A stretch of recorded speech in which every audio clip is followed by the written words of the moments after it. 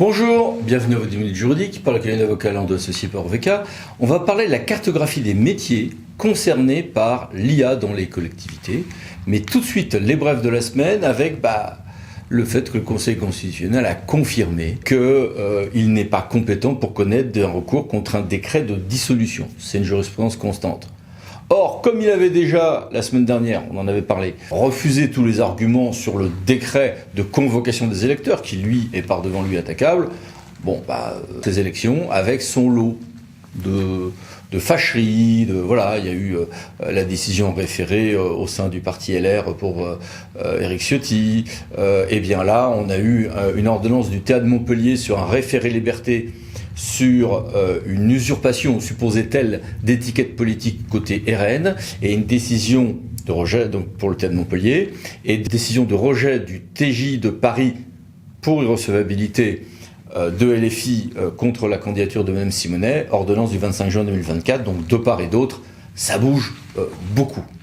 Ça bouge beaucoup aussi du côté des collectivités. D'ailleurs, je vous rappelle que le juge a admis que les agents puissent être payés pour exercer un certain nombre de fonctions après au stade du dépouillement. Mais certains élus refusent d'assurer des fonctions dans les bureaux de vote. Et je vous rappelle que sur ce point, refuser d'assumer ces fonctions, ça peut conduire à les perdre par leur procédure de démission d'office. Mais le théâtre de Versailles vient de nous rappeler qu'il exerce un contrôle au cas par cas en fonction des fonctions demandées et des excuses données.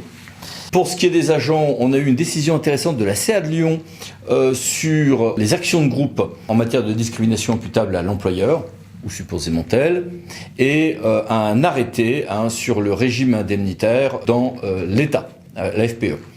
Responsabilité maintenant, la Cour des comptes a rendu une nouvelle décision, régie Gazélec de Péronne, très intéressante, je vous invite à la regarder, puis je vais faire des articles et des vidéos là-dessus, quand j'aurai le temps. En matière de contrat, on a un certain nombre de problèmes quand on a des réponses aux appels d'offres qui viennent de soumissionnaires de pays tiers qui peuvent être parfois poser des problèmes juridiques. Un site internet a été mis en ligne à ce propos. Inconvénient, c'est en anglais. Avantage, c'est plutôt bien fait. Voici ici les références. Et puis, le Conseil d'État a eu aussi à statuer sur les règles de responsabilité et de prescription quand l'illégalité d'une délibération approuvant un PLU entraîne un préjudice. Et puis, quelques textes en matière de santé pour réformer l'encadrement des centres de santé ou pour modifier les conseils d'administration des agences régionales de santé. Et puis, ça fait longtemps qu'on en parle, on a eu les zonages des zones de revitalisation rurale, maintenant c'est le France Ruralité Revitalisation, avec, ont été sauvés de la noyade, à peu près 2000 communes ex-ZRR qui auraient dû sortir. On attend encore les textes sur le FRR+, mais voici déjà 2 arrêtés et un site internet qui vous indiquent si vous êtes ou pas dans ce classement. L'image qui s'affiche à l'écran, c'est un extrait du fichier Excel que l'on peut télécharger depuis le site internet dont vous voyez ici le texte. Et puis les mini-brèves, que voilà. Passons à notre grand dossier, cartographie des métiers concernés par l'IA dans les collectivités. En effet, des étudiants de l'INET ont fait une étude que moi je trouve très intéressante sur la cartographie des métiers concernés par l'IA dans le monde territorial. Et j'ai interrogé avec vous, Monsieur Demour, qui avec d'autres étudiants ont fait cette étude, cet outil de cartographie des métiers concernés par l'intelligence artificielle dans les collectivités. C'est une chose qu'il a coordonnée. Bonjour monsieur. Bonjour maître. Et toute une série de questions pour vous. D'abord, quels sont les constats de votre étude ? Alors, le premier enseignement qu'on a constaté collectivement, donc avec le groupe d'élèves de l'INET, Laurine Aubert, Cyril Félicet, Miralieva, c'est que l'intelligence artificielle est déjà présente dans les collectivités.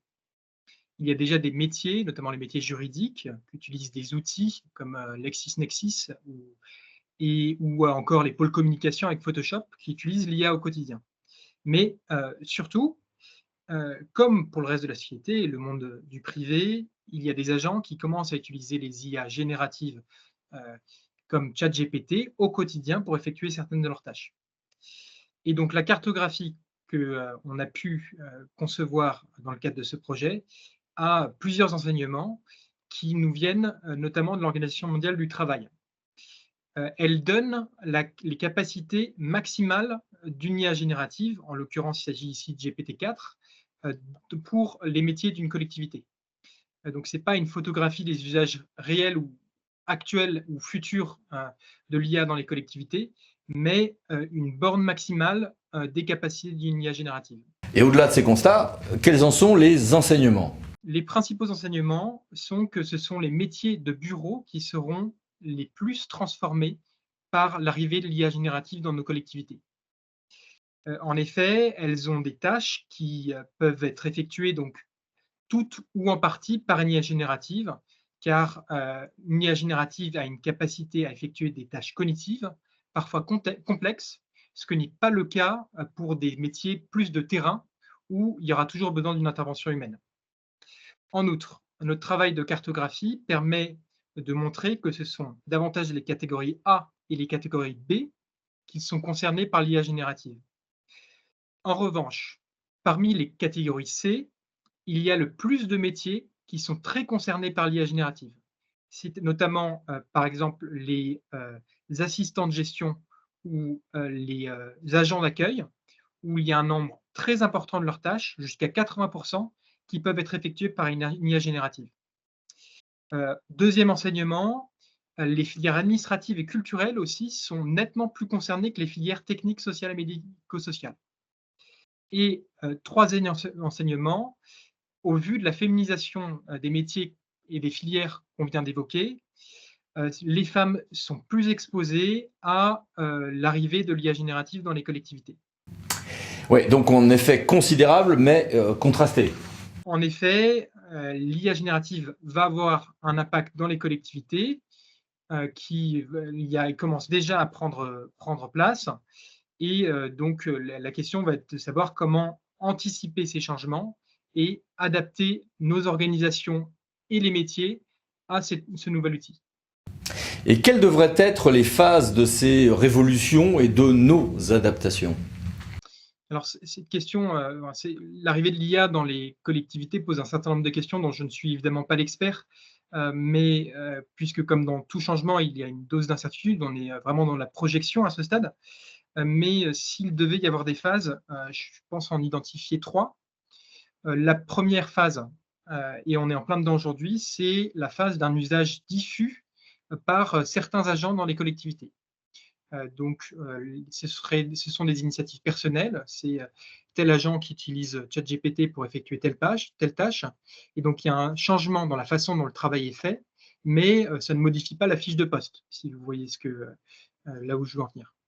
Oui. Ensuite, en deuxième phase, il y a un usage expérimental qui pourrait être institutionnalisé par une collectivité ou par l'État. C'est ce qui est actuellement fait par l'État au sein des maisons France Service avec l'IA générative Albert.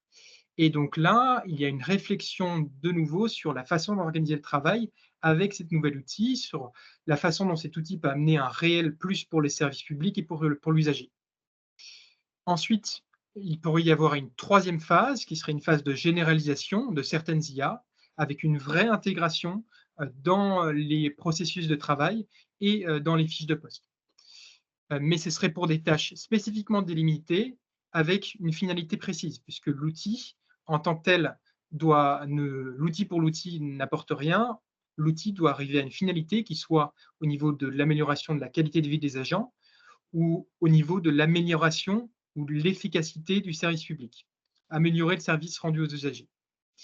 Et donc, c'est au cours de cette troisième tâche qu'il pourrait y avoir, en effet, des changements dans l'organisation du travail et dans des changements au niveau de la structure des collectivités.